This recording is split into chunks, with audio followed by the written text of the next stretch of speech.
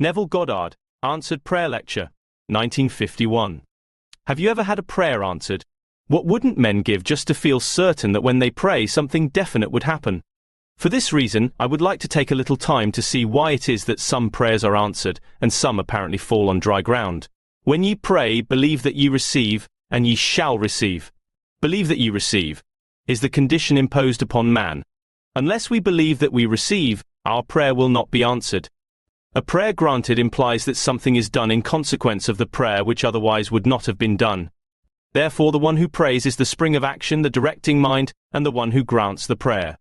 Such responsibility man refuses to assume, for responsibility, it seems, is mankind's invisible nightmare.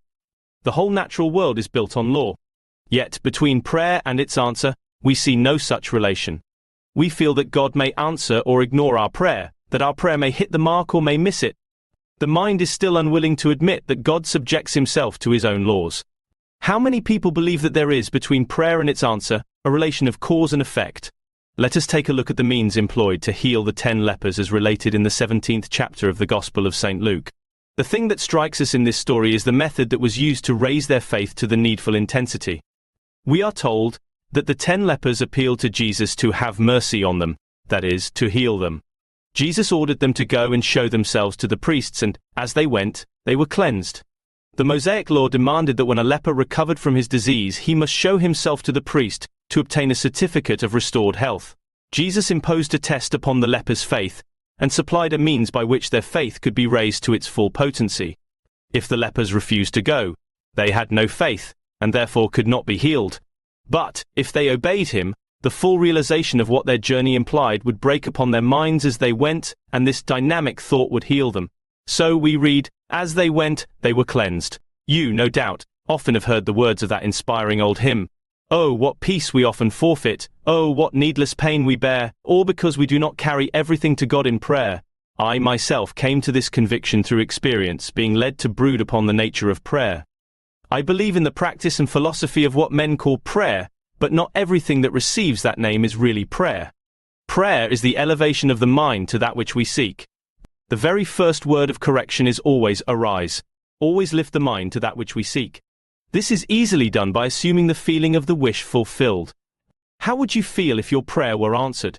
Well, assume that feeling until you experience in imagination what you would experience in reality, if your prayer were answered. Prayer means getting into action mentally. It means holding the attention upon the idea of the wish fulfilled until it fills the mind and crowds all other ideas out of the consciousness. This statement that prayer means getting into action mentally and holding the attention upon the idea of the wish fulfilled until it fills the mind and crowds all other ideas out of the consciousness does not mean that prayer is a mental effort, an act of will. On the contrary, prayer is to be contrasted with an act of will. Prayer is a surrender. It means abandoning oneself to the feeling of the wish fulfilled. If prayer brings no response, there is something wrong with the prayer, and the fault lies generally in too much effort. Serious confusion arises insofar as men identify the state of prayer with an act of will, instead of contrasting it with an act of will. The sovereign rule is to make no effort, and if this is observed, you will intuitively fall into the right attitude. Creativeness is not an act of will, but a deeper receptiveness, a keener susceptibility. The acceptance of the end, the acceptance of the answered prayer, finds the means for its realization.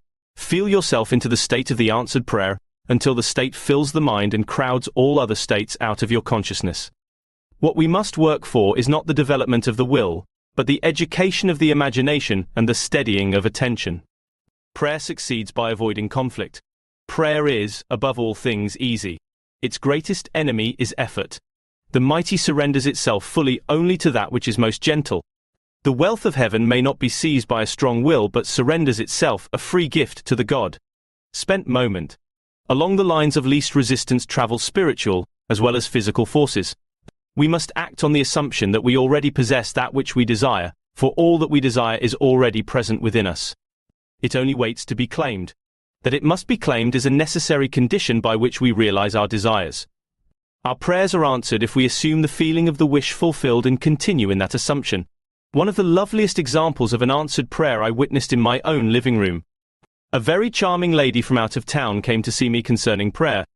As she had no one with whom to leave her 8-year-old son, she brought him with her the time of our interview.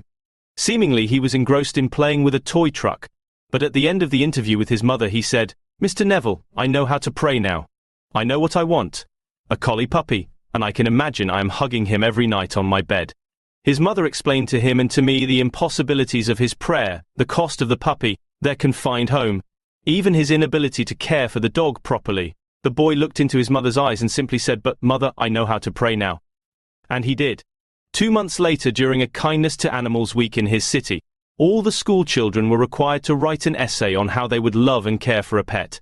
You have guessed the answer. His essay, out of the 5,000 submitted, won the prize, and that prize, presented by the mayor of the city to the lad, was a collie puppy. The boy truly assumed the feeling of his wish fulfilled, hugging and loving his puppy every night. Prayer is an act of imaginative love, which is to be the subject of my message next Sunday morning at 10:30 at the Fox Wilshire Theatre on Wilshire Boulevard near La Cienega. It is my desire next Sunday that I may explain to you how you, like the young boy, can yield yourselves to the lovely images of your desires and persist in your prayer even though you, like the lad, are told that your desires are impossible. The necessity of persistence in prayer is shown us in the Bible. "Which of you," asked Jesus, "shall go unto him at midnight and say unto him, Friend, lend me 3 loaves?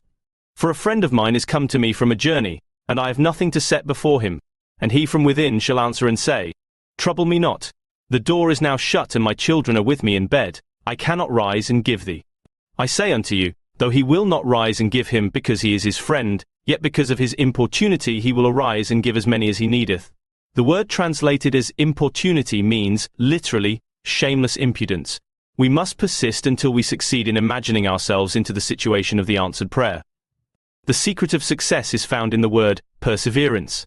The soul imagining itself into the act takes on the results of the act. Not imagining itself into the act, it is ever free from the result. Experience in imagination what you would experience in reality were you already what you want to be, and you will take on the result of that act. Do not experience in imagination what you want to experience in reality, and you will ever be free of the result. When ye pray, believe that ye receive, and ye shall receive. One must persist until he reaches his friend on a higher level of consciousness. He must persist until his feeling of the wish fulfilled has all the sensory vividness of reality. Prayer is a controlled waking dream. If we are to pray successfully, we must steady our attention to observe the world as it would be seen by us were our prayer answered. Steadying attention makes no call upon any special faculty, but it does demand control of imagination. We must extend our senses, observe our changed relationship to our world and trust this observation. The new world is not there to grasp, but to sense, to touch. The best way to observe it is to be intensely aware of it. In other words, we can, by listening as though we heard, and by looking as though we saw, actually hear voices and see scenes from within ourselves that are otherwise not audible or visible.